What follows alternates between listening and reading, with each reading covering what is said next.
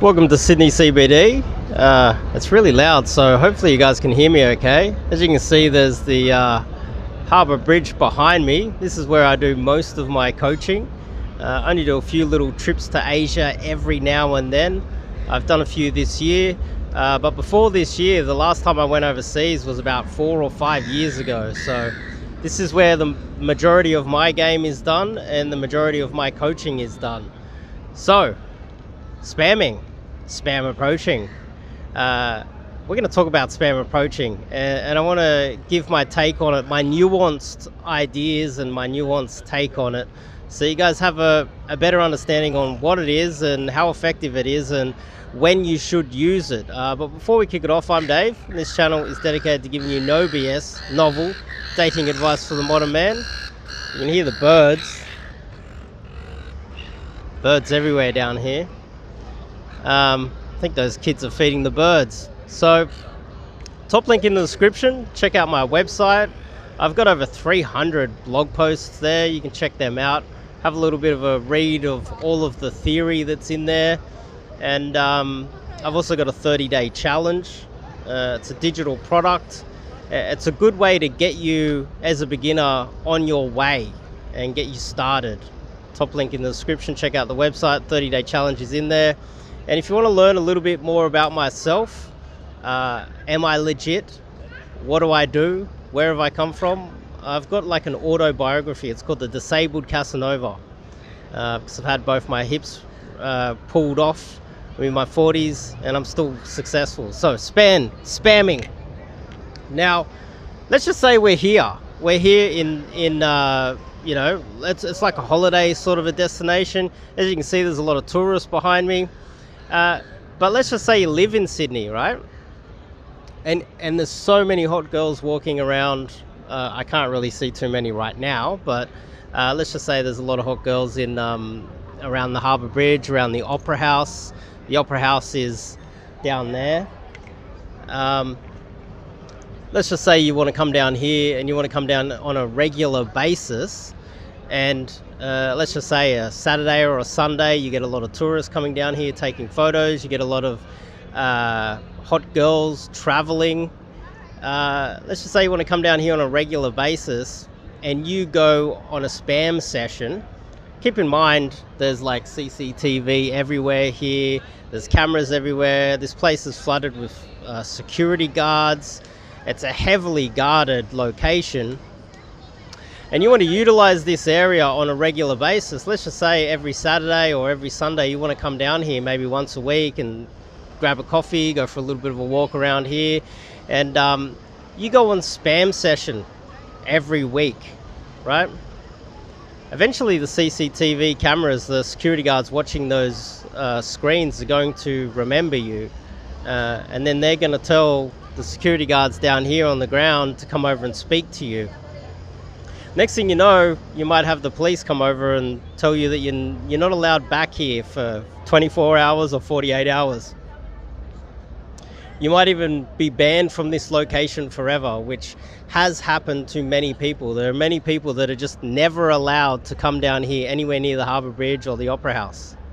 So if you want to come and go fishing or gaming in this location on a regular basis, spamming it up is going to burn it out and you might be banned.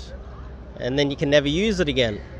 So you've loved it to death. You've approached too many girls here, you've burnt it out, everyone's pissed at you and you're not allowed back.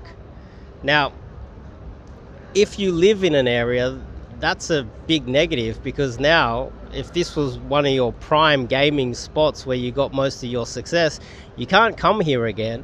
You're going to have to go somewhere else. Okay, so let's just use that as an example to why spam approaching is not the best idea if you live if this is your hometown. Okay, and most guys aren't traveling the world like myself. We aren't traveling to countries where we can go on spam sessions, get banned, and then it doesn't matter anymore because we can just leave and go to another city. But if you're at home and you're trying to figure out how you can get a girlfriend in your own city, burning down a location where most of the hot girls go is not a good idea, because it's going to restrict the amount of success you're going to have long term. And you want, even if you do get yourself a girlfriend now and you're off the market for a couple of years, you don't want to be banned from a location in perpetuity, so that when you become single again in the future, you can't come back here. Now, let's talk about spam. So there's two things here. It depends on what type of guy you are. Like, if you're traveling third world countries all the time, you're traveling the world, go on spam sessions, burn it down, get banned. It doesn't matter, because then you can go somewhere else, right? But if you're the majority of men who are living in your own town, you have a 9 to 5, you're living in your own city, burning it down is not a good idea. You're going to have to be a little bit more covert. You're going to have to be smoother with your approaches. You can't be abusing girls in the street, etc., etc., etc. You need to be smoother, invisible.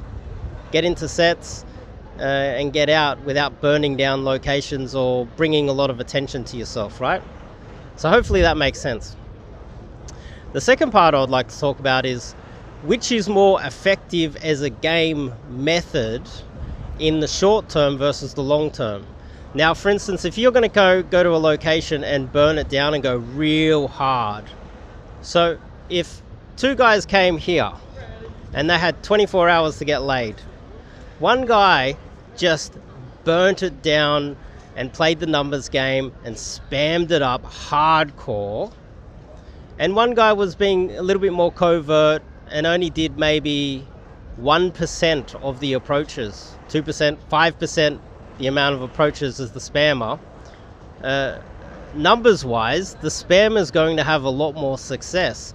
He's going to be able to not only approach the girls that the guy that was being covert and invisible and careful and did 1 or 2 or 3 or 5 girls.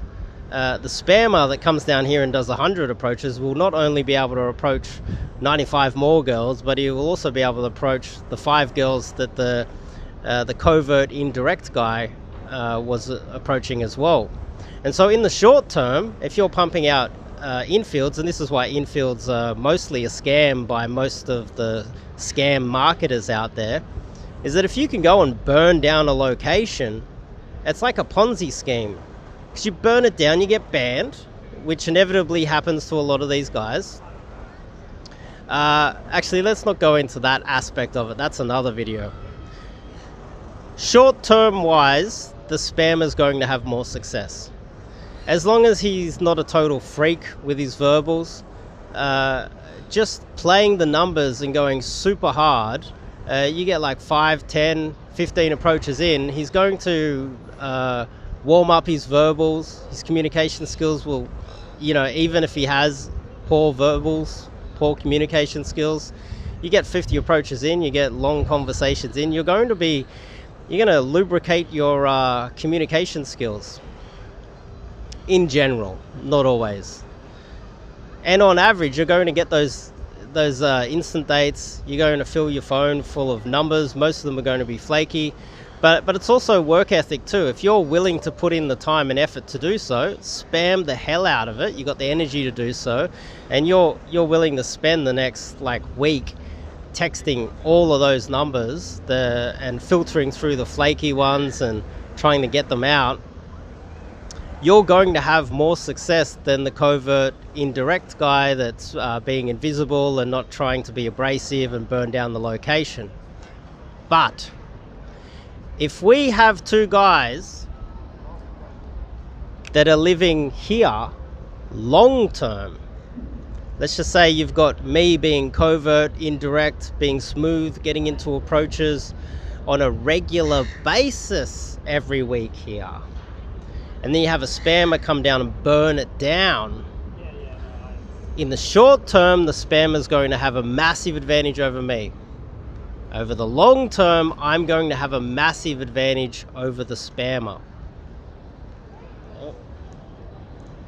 Dropping the camera a little bit here. We've got some massive boats, by the way. Massive boats here in the harbour today. So what you want to be thinking is, are you the type of guy that's going to be just traveling the world in perpetuity and burning down locations? Then you've got the right strategy. This is what psychopaths do. They hit different locations, they burn it down, everyone gets pissed off at them, they make enemies everywhere they go, then they go to another city and then burn it down again, and they extract what they can and then continuously move around. But if you're a socially aware man like myself that lives in one location, over time, if you want to continuously have success over time, then dialing it down a little bit is the better way to go. Dropping the camera again. So hopefully that makes sense to you guys. Now, myself, if I travel, this year I did a few travel immersions. I had a few guys that were interested in doing travel immersions, and I was like, yeah, let's go try it out. Myself, I went to cities that I'd never been to before, and I knew that I was probably never going to go back, and so I burnt them down. I spam approached myself. But if I lived in those cities long term, it wouldn't be the optimum strategy. So you need to think about who are you and where you are. And the thing is, just because I say that spamming is a bad idea for myself, that doesn't mean that I don't use spam approaches when it is necessary. Having a nuanced understanding of game and being able to switch between a multitude of different strategies is what's going to get you success long term.